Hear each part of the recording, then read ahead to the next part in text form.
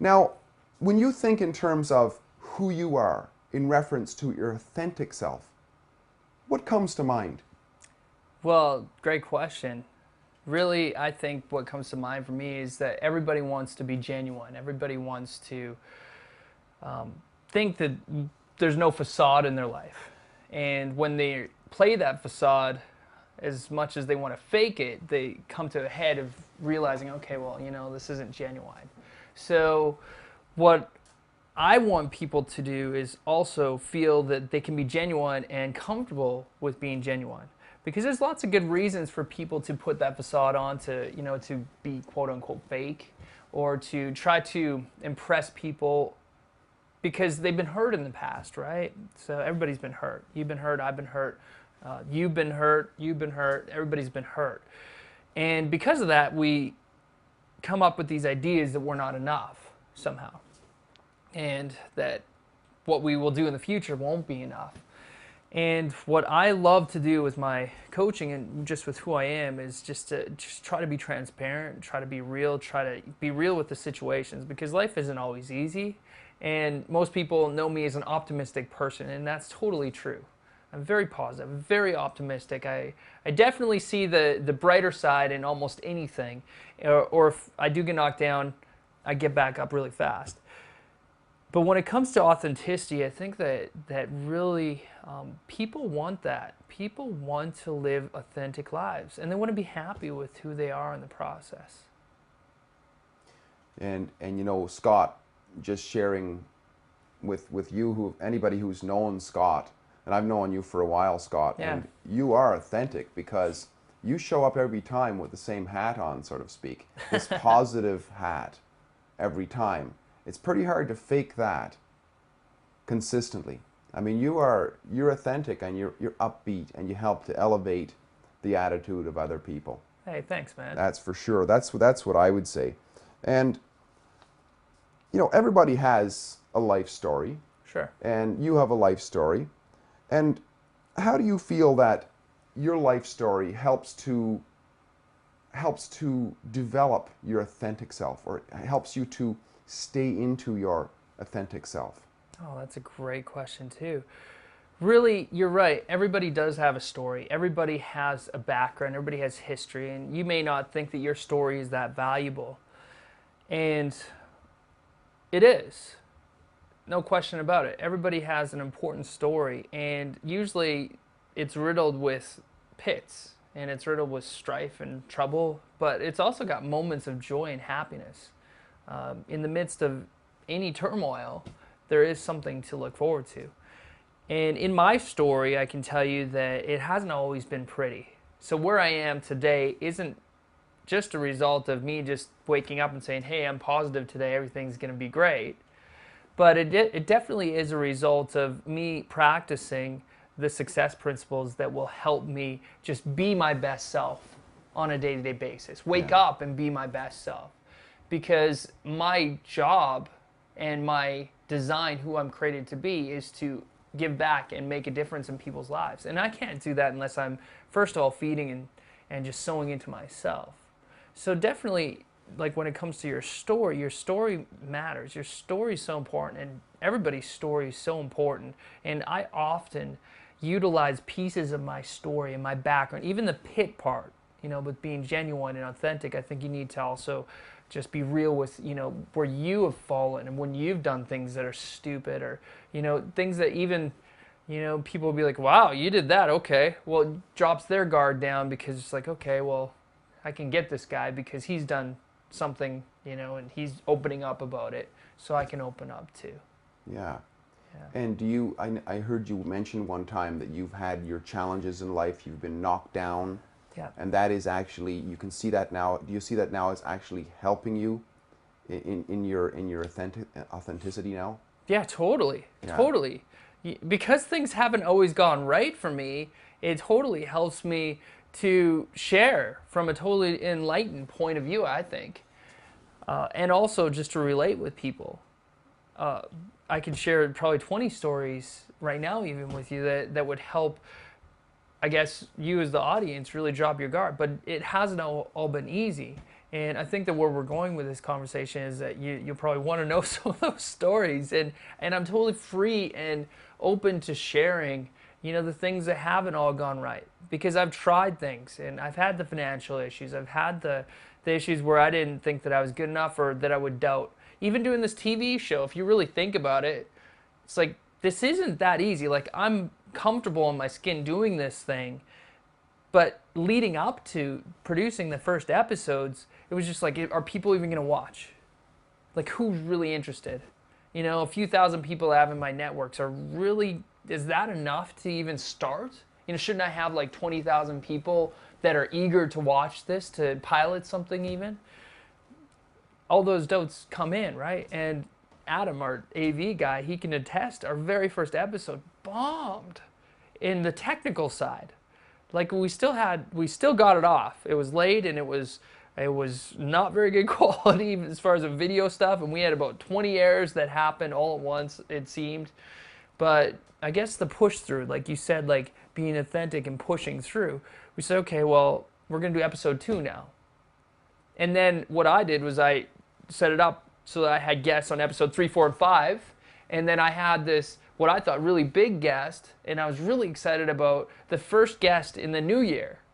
And his name was John Arnott, so you can watch episode 201. And I knew all along that he was going to be on the first episode of the new year. So I had to do it. So I pushed myself to, get through it. And that definitely helped with me being authentic and real with you right now. Right. Yeah. So your challenges have been almost your greatest blessings in a way. Yeah. Because they've helped you to grow on. Because in that example, if you didn't have the technical issues and the challenges, you might not have booked all those great interviewers. That's true. Yeah, and some of the people that are coming up, I'm so excited about doing it. And Steve, I think that really what that helped me do was identify that I really was in my sweet spot doing interviews, and I was really in my sweet spot just bringing awareness to things and topics that were about making a difference to people. And now we're starting to see thousands of people watch our show. So it's like, oh, okay, well, the doors are starting to open and different guests are getting interested. And so it would never have happened to the point of even discovering this my sweet spot if I didn't push through. And it wouldn't be making, I've gotten emails from people that, it's made a big difference. Like, that stuff is priceless, really. Yeah. Wow. And you also talk a lot about abundance. Yeah. Because that's the name of your company, actually, abundance versus scarcity. Yeah. And while we're on this topic of authentic self, because that's so important when we're talking about who am I, isn't it? Yeah. Authentic self. If we don't know what's authentic, we don't even know who we are, do we? Yeah, it's true. Now, do you think it's possible for somebody to live in a scarcity mindset and actually be aware of their authentic self? Are those congruent? Or is it easier in the abundance That's a good mindset? question. Well, the obvious answer is that it's definitely easier. But to go to the first part of your question, is it possible for somebody to live in their authentic self while having a scarcity mindset? I would say it'd be very difficult. I don't think that it would be impossible. But the problem with having a scarcity mindset is that you're always thinking that there's not enough to go around. You're always thinking that if this is the piece of pie, like the pie, and if there's one piece that's taken out of the pie, that piece could never be replaced, or there can never be more. So you all of a sudden just like, oh, one piece is gone. I only have this much left. I better just make sure nobody finds out that I have the rest of the pie. Otherwise, I won't have anything. And with that type of attitude, it's hard to really just live in your authentic, amazing self and really just like flourish. When you live in the abundance mindset, Steve, what you really do is you do the opposite of scarcity. Because scarcity is a lack mentality. It's a thinking that says, hey, I don't have enough and I won't have enough. But abundance is essentially, my definition on abundance is believing that you've been created as more than enough, you have more than enough, and that more than enough is coming to you in the future. And when you look at those three individual components, break it down. You were created as more than enough. God created you not as junk. He created you as somebody wonderful. You were a miracle when you were born. So today's my birthday, so I was fortunate enough to have a number of people say, hey, happy birthday. One of the people said, hey, happy birthday on the miracle of your birth. And I thought, that was a special comment. It wasn't just a happy birthday. It was on the miracle of your birth. And I thought about it, and I was like, yeah, it's totally a miracle. I was a miracle when I was born. Completely. And I know that I was a miracle. I know that my parents were so blessed to have me when I was born, but moreover, God created me as a miracle. God created me special. He also created me with unique talents and gifts that nobody else would have, and He knew that I would be formed, and He knew that I'd have different experiences that would shape me.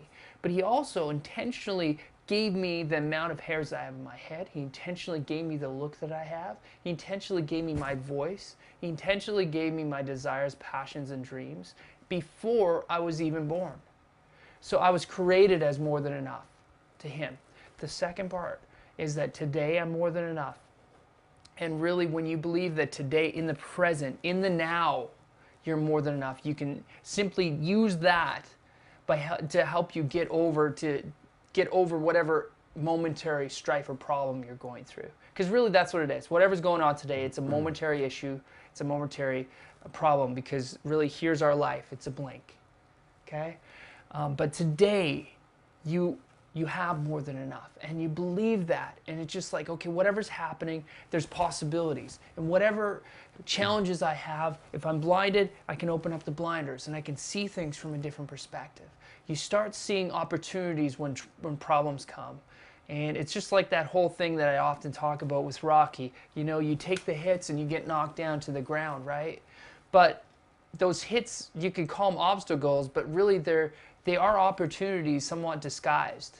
So when you take the hits, it's just like, okay, I'm sure not going to walk into that punch again. I'm sure not going to do that. I'm gonna still stay in the ring, but I'm gonna fight a little bit different, or you're gonna adjust or do things differently.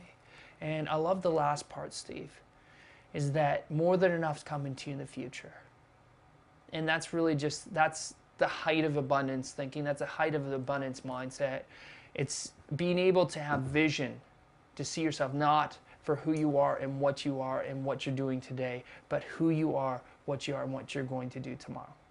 And it's projecting your eyes and seeing the future, seeing who you can be, seeing what you can do, seeing the talents that you have right now, not as limitations, but as talents that are being refined and talents that are being grown. Because that's what you do. You grow. You grow in your skills. You grow in your experience. You grow in your thinking. And as you look at yourself in the future, you see what you have. You see the possibilities. Well, I'm glad you shared that so eloquently, because you're really sharing a lot about who you are. Yeah, sure. This is core foundation to you. Yeah. And abundance, I'm glad you shared it. Abundance, more than enough abundance, has to do with everything in your life. It does, yeah. It's not just your finances or whatever it is. It's everything in your life. It has to do with your talents, your very existence. Yeah. You were created as more than enough already. Totally. That is amazing. You've shared so much about who you are there. Yeah, totally. Almost much more than where you grew up and all this sort of thing, because that's a story that can lead to where you are. Yeah. But you've shared about who you are in terms of your core value, pretty much, which really tells a lot about. It's definitely. It's definitely. Well, something else I wanted to ask you here, Scott, is, and I think that I was going to ask you, who is the authentic Scott Epp? But I think you've answered that, unless there was something else you wanted to say to that. Well, really, I could add this. When we dig deep and we figure out who we are, and this is my coach coming in, so I'm really trying hard to be the guest and just answer your questions. I'm used to just being the coach in these things, but to reflect something back on the audience, that's one of the most important questions you can ask yourself. So the newsletter that I sent out today, when I was announcing that I was going to show this episode, I said, who are you? Like deep down, really, who are you? It's like, okay, well, who are you can be like a rhetorical question. But it's just like deep down, who are you? Like when you peel off all those layers, like authentically, who are you and what do you stand for?